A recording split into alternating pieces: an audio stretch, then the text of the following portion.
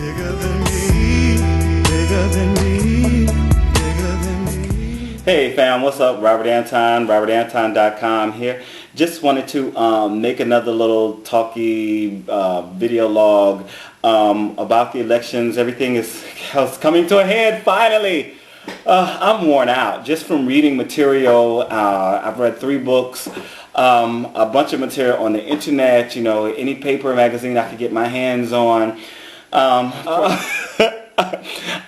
Another reason they're saying that the GOP is trying to steal the election, they're trying to suppress votes, is because they give the worst, oldest, most malfunctioning voter machines to the poorest neighborhoods. And you know, this is just, people say, oh, what? Of course they do. Of course they do. And these are the machines that malfunction the most often. They're the ones that don't work the most often. They're the ones that get jammed. They're the ones where, you know, they get thrown out because they just aren't usable, aren't readable.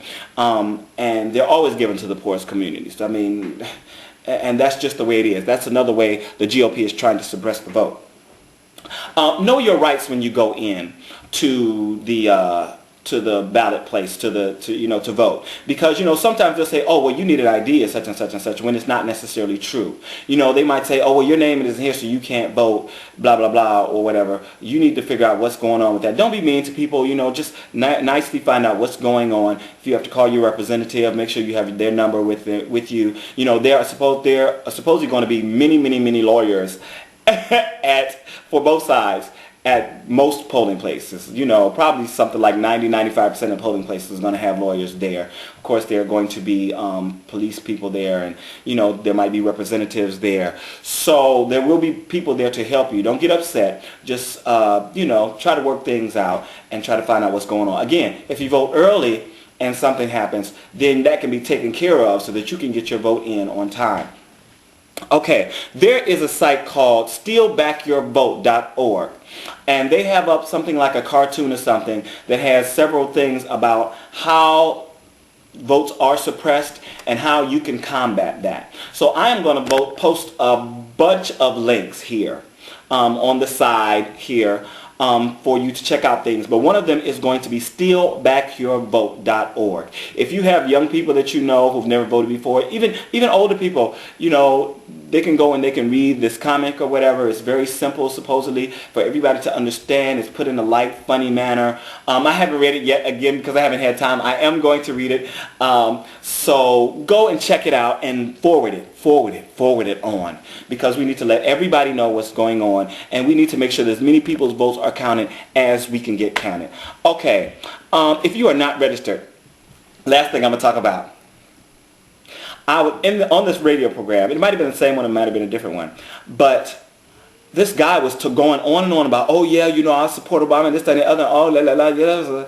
And then the woman says, are you registered? And he's like, no. She asked, have you voted? And he's like, no, I've been trying to vote, you know, but this happened and that happened, blah blah blah. And she said, well, you registered? And he said, oh well, no, I'm not registered yet, but I'm gonna get registered. She's like, well, you're in New York, you know, the registration time is passed.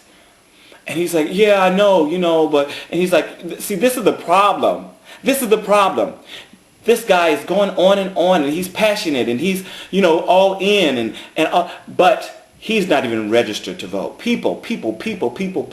How do you expect your vote to be counted? How do you expect your voice to be heard if you are not even registered in order to have your voice heard? You know, we've been talking about this, and it's been all over the radio stations in New York for the last 5 months at least. Get registered. And if you are not registered to vote and you are complaining and you are arguing and you're talking about how, you know, this thing doesn't work and this and the other end, but you are the problem. You are part of the problem. You need to get with it. You need to be a part of the solution. You need to get registered. Okay? And you need to find out the issues. You need to vote. There was also something going on with Howard Stern, you know, and they went out on the streets in Harlem and they were talking to people. Now, I know they probably picked the most ignorant people they could. And I know that people who actually caught what they were doing and gave the right answers probably were not put on the radio. You know, they probably weren't a part of the simulcast or whatever, however they worked it out. I know that. But people, don't be ignorant. Ignorance simply means I don't know. And the thing is, all of us are ignorant to something and to some extent. The thing is when you are ignorant, find out. Ask questions. Read up. If you don't read well, ask somebody. Watch the television. Listen to the news. And don't just listen to one person's voice. Listen to all of the different voices. The books that I read, some were written by Obama, and others are written by people who are against Obama. Some of the articles I read are for Obama, some are against. Some are for McCain, and some are against. I try to read both sides and make my own decision from the other things that I'm finding out. Read or listen or watch. There are so many ways. There's so many senses that we have to learn. Use them. Please. Don't be a part of the problem. Okay.